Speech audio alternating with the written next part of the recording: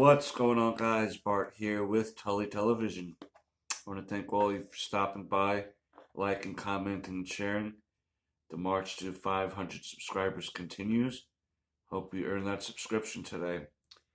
Now, it's been a while since we went over a comic book review here on the channel. It's been a little while because, to be honest, when it comes to the actual comic books, my life has been hectic and really hadn't had the chance to really follow any titles since like the Legion of X days, where I was reviewing that particular book. But from that point to now, there is a title that I've come across that I'm really interested in with all the new books that have been coming out lately. New books, so to speak, right? This particular series is entitled Uncanny Xmen, and even though this is not the first Uncanny X-Men title, this is the current Xmen Uncanny X-Men title. And we're going to be reviewing issue 1 today. Written by Gail Simone, artist is David Marquez, the colorist is Matthew Wilson, and for this particular issue is Nathan Thursday, and it's the Gambit and Rogue cover here, or as she's known now these days as Anne Marie. I guess they finally gave her a full name. Now, this series did start off in 2024. I got as far as issue 3. I know it's up to double-digit issues at this point, but I want to really start reviewing this series. I also want to get to Absolute Batman, but that'll be time for another video.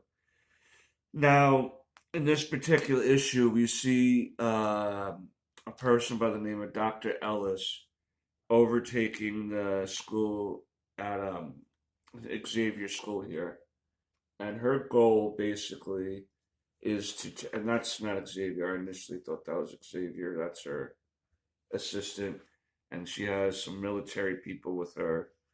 And this is going to be basically her right hand man here, who she delegates all the military stuff to. Like, she wants to convert basically the school to a prison, basically, for mutants, and she does currently have a prisoner inside, Gray Malkin here, and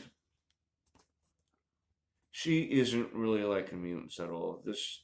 She wanted to switch Cerebro up. I'm initially assuming, again, that that's Xavier there.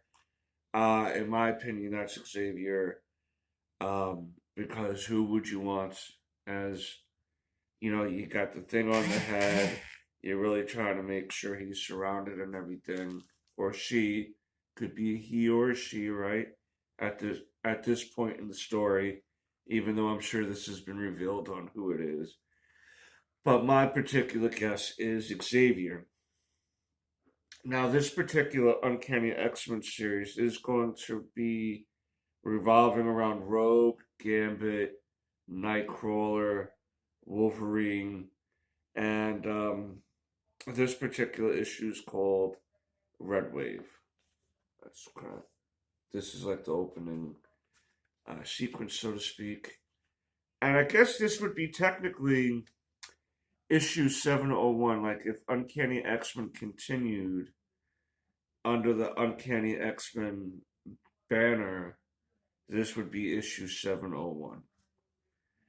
We also pick up with Wolverine now talking to an old friend from Mexico City, how they made a bet for a bottle of the finest party liquors, if you will, on who would survive the longest. And as Wolverine goes and sees his old friend, he tells him he doesn't have to pay that bet because I cheated, he basically said. However, immediately after that, it seems like death surrounds Wolverine constantly. His mind is always on it for obvious reasons. We pick up at the Sun Temple here in Mexico City, where Wolverine meets Rogue and Gambit to fight this big bad boy. His name is Shadarang the Snake Dragon, and basically how they wind up he can see. He initially faced the Avengers back in Savage Avengers 14 to 16, but once they wake him up, he can kind of see who you are and see the future a bit. And he was like, the thief, the hunter, the scared little girl, what are y'all doing here? I can basically take you out like that. And you wonder what it is that they're worried about is because this dragon has been known to eat people, and they're kind of wanting him to go to an area that he doesn't necessarily have to do that or have to want to do that. But during the ensuing fight, we see how much this particular item looks like the Agamotto eye of magic that Stephen Strange has. But why isn't it? Why is it in the snake dragon? It probably is what powers him, obviously. But Gambit, of course, winds up making it a truce or even balance, field of balance, because he winds up stealing basically what's called Agamotto's Eye of Power here, and basically forces Sadurang to go to Antarctica for a year, and if he doesn't eat people, he can come back and get his eye of power back. Around this time, I've noticing that Wolverine has some feelings for Rogue, like loving feelings. I'm not too sure if that started before this particular issue or because unless that happened from the Ashes time period, but it seems like he's emotionally attached to Rogue and kind of hurts him to see her being so up on Remy and everything. Who Remy is her husband at this point, like they are married, and Wolverine decides to celebrate with the bottle of liquor he won from his friend.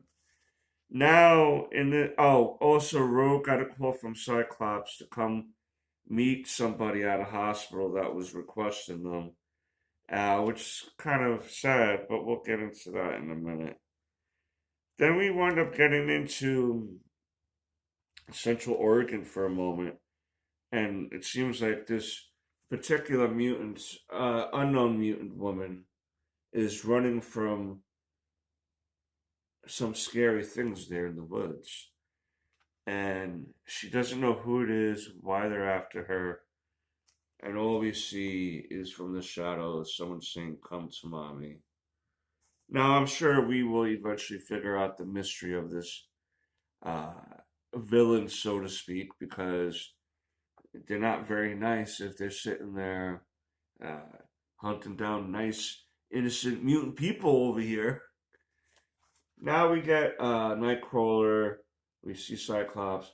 This is the first time Nightcrawler and Rogue have seen each other since that whole thing with the way his parental heritage went about, and he felt awkward, but she just told him, "Just call me Anne Marie, that's my name." But we find out that we have um, Harvey X here is basically an X-Men fanboy who happens to be dying. And his last wish, this is basically X-Men Make-A-Wish, okay? And he's super excited about everything. But as soon as him and Rogue touch, he gets into this state of mind and winds up passing away. But before he gets into that like state of mind after Rogue touches him, he mentions the word endling, Endling, endling, and that's something that the dragon said before he left. He was like, I can't exactly tell the future with clarity, but there's an endling coming, and even though some of you cheated death, you may not be able to cheat death this time. And it's rare that the sick kid who happens to be dying would say that same word basically. What would that so who is the endling? And we'll find that out, I'm sure enough in time. But basically we catch up on just the emotional toll that all this death and stuff the X-Men face. And now sometimes maybe some of it's of their own making, some of it is not. But when you're surrounded by constant death, it can get a little weary on the head. So Gambit's idea is to go to the safe house in Louisiana, and these people, this family, will come into play more in the next couple issues, of course. But it seems like Gambit has known these people for a while, and they allow him and Rogue and Wolverine to stay there and basically, use it as a safe house. They did contact Kitty Pryde, but she's not wanting to hear anything they're saying because at this point, Rogue wants to restart the X-Men, and as much as that may seem like a great idea to some, to others it's not going to be a great idea because of all the pain that comes with that. It's almost as if you're painting a marker on you. But as they're discussing that, we come across the last panel, the last page of the issue, and we get four new characters here. Now, I like this particular guy here, but we'll get into who these are in the next issue.